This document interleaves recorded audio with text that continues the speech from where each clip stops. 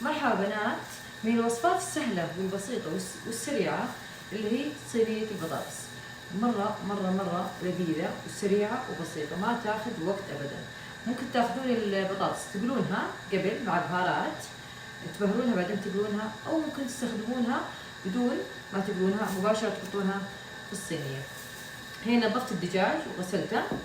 هنا طماطم مع صلصة وشوي موية، وهنا بصل. هنا أنا قليت البطاطس مع البهارات.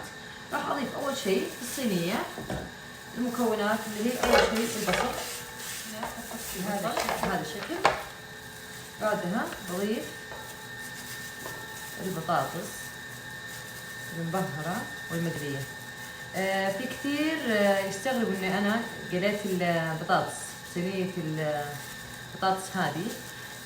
أنا أحبها الطعم، سبحان الله تعطي طعم أحلى وتكون متماسكة وقت ما تخلص الطبخة، ما تتقطع معي. حتى الطعم بالنسبة لي الطعم يفرق عندي. راح أضيف حبات البطاطس بهذا الشكل. بعد كذا راح أضيف الدجاج، قطعته 8 قطع. أنا تركته بالجلد لأني أبغاه يتحمر.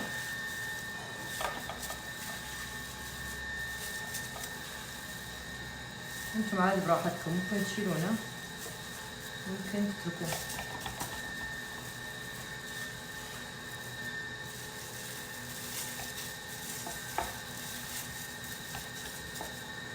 وبعدها راح أضيف حبة ماجي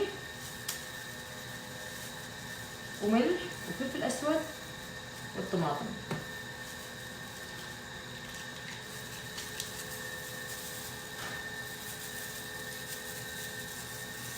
أضيف الخليط اللي هو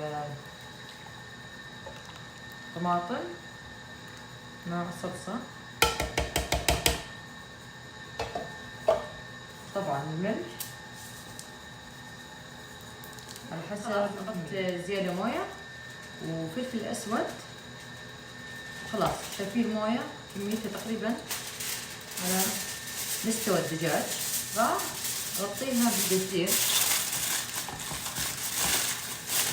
وأنا ما راح بنات أدخلها الفرن، انتوا براحتكم. أنا خلاص بما إن البطاطس قريتها فما تحتاج فرن، وانتوا براحتكم. أنا بالأخير بس بدخل الفرن عشان إني أحمرها، لكن بضيفها للنار من الآلة على نار عادية، بالعكس راح تطلع ألذ. هنا أنا بصلح رز أبيض معاه، انتوا براحتكم، ممكن تاكلونه بالخبز أو تسوون معاه رز أبيض سادة. هنا حطيت زيت والرز،